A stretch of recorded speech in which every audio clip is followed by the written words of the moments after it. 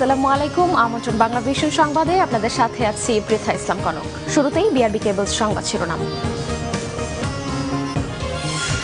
জাল ballot ছাপাচ্ছে BNP Jamaat. নির্বাচনের ৩-৪ দিন আগে টাকার বিনিময়ে নাশকতার পায়তারা করছে তারা, জানালেন প্রধানমন্ত্রী।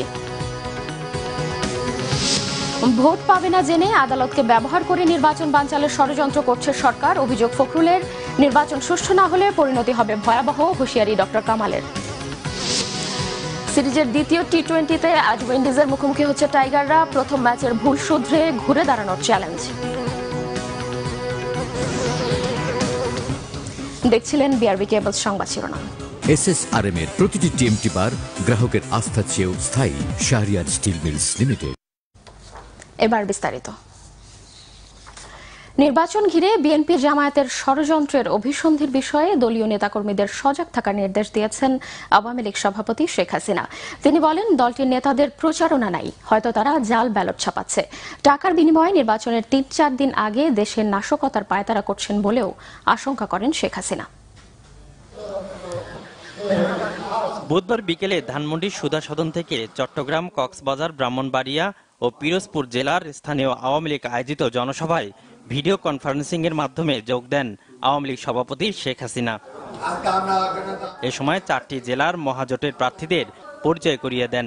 পরে শেখ হাসিনা গত 10 বছরে আওয়ামী লীগ সরকারের উন্নয়নের চিত্র তুলে ধরে তা অব্যাহত রাখার প্রতিশ্রুতি দেন। আগামী নির্বাচন অত্যন্ত গুরুত্বপূর্ণ। বাংলাদেশের উন্নয়নের গতিধারা এগিয়ে যাচ্ছে, কাজে বাংলাদেশকে আমাদের উন্নত সমৃদ্ধশালী বাংলাদেশ করতে হবে।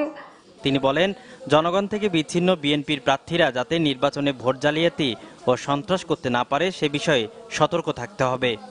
বিএনপি তাদের কোনো প্রচারও নাই, কিছুই নাই, কিছু একটা ষড়যন্ত্র তারা আছে, এতে কোনো সন্দেহ নাই। তাদের হাজার হাজার কোটি টাকা, বড় চোর, মহাচোর, খুনি, দাগি চোর তো একটা বসে আছে লন্ডনে, ওখানে বসে ষড়যন্ত্র করছে। আর তাদের এখানে দোসররা আছে, তারা ষড়যন্ত্র করে যাচ্ছে এবং তাদের কোনো একটা দুরভিসন্ধি আছে, এতে কোনো সন্দেহ নাই। তা আমি আজকে এই ভিডিও কনফারেন্সের মাধ্যমে আমি বলবো, কোথায় কোন প্রেসে তারা এই জাল ব্যালট ছাপায় সেটা পাবলিকের খুঁজে বের করতে হবে।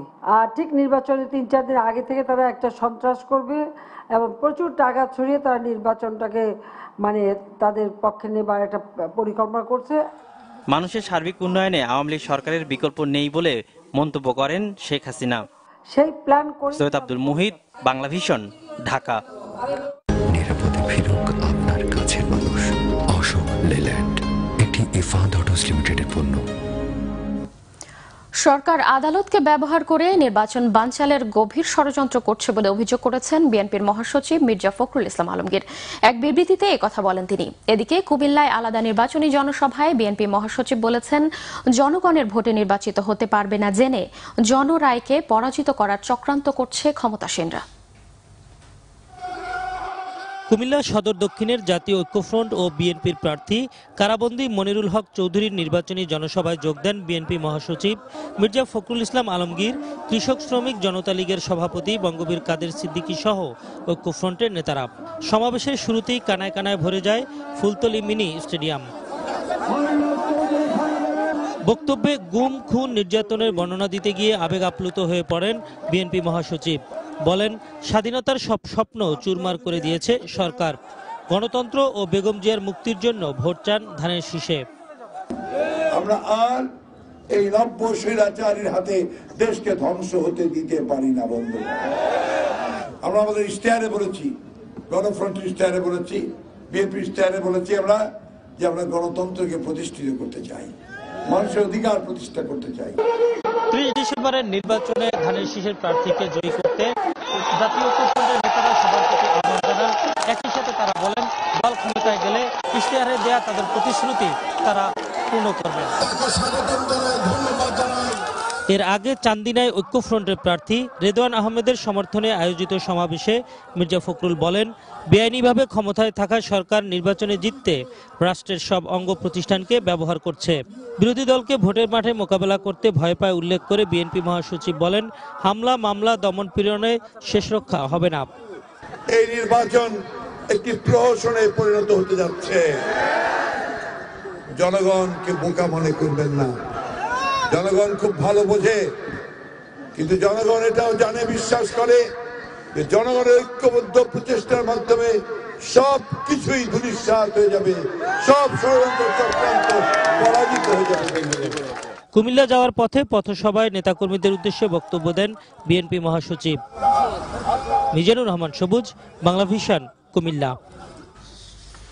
নির্বাচন সুষ্ঠুভাবে না হলে পরিণতি ভয়াবহ হবে বলে হুঁশিয়ারি দিয়েছেন জাতীয় ঐক্যফ্রন্টের শীর্ষ নেতা ডক্টর কামাল হোসেন।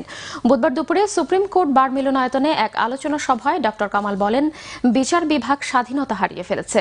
বিচারপতিদের যাতে অবসরের পরেও মানুষ সম্মান করে সেভাবেই তাদের বিচার করা উচিত। সংবিধান অনুযায়ী নির্বাচন পরিকল্পনা হচ্ছে না দাবি করে তিনি বলেন, যেভাবে গ্রেফতার করা হচ্ছে অতীতের কোনো নির্বাচনে এমন ঘটনা জনগণ দেখেনি, এটা লজ্জাজনক। নির্বাচনের নামে প্রহসন চলছে বলে মন্তব্য করেন তিনি।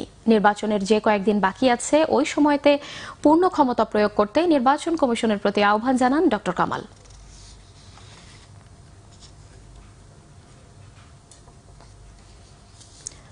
আন্তর্জাতিক প্রসঙ্গ।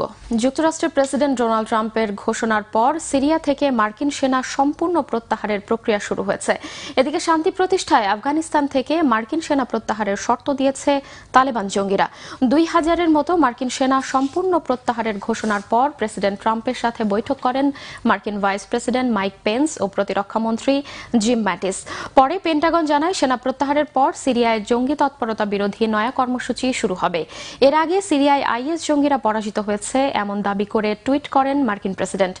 যদিও সম্প্রতি মার্কিন প্রতিবেদনে সেখানে অন্তত 14,000-এরও বেশি জঙ্গির উপস্থিতির তথ্য উঠে এসেছে। ট্রাম্পের সিদ্ধান্তকে স্বাগত জানিয়ে রাশিয়ার পররাষ্ট্র মন্ত্রণালয়ের আশা, এতে সিরিয়া সংকট রাজনৈতিকভাবে সমাধানের প্রক্রিয়া আরও গতিশীল হবে। এদিকে সংযুক্ত আরব আমিরাতে অনুষ্ঠিত শান্তি আলোচনায় আফগানিস্তান থেকে মার্কিন ও ন্যাটো সেনা প্রত্যাহারের দাবি তুলেছে জঙ্গি সংগঠন তালেবান। টুইটারে এই তথ্য জানিয়েছে মার্কিন দূত জালেম খালিদজাদ। এবার ক্লেমন খেলার সংবাদ।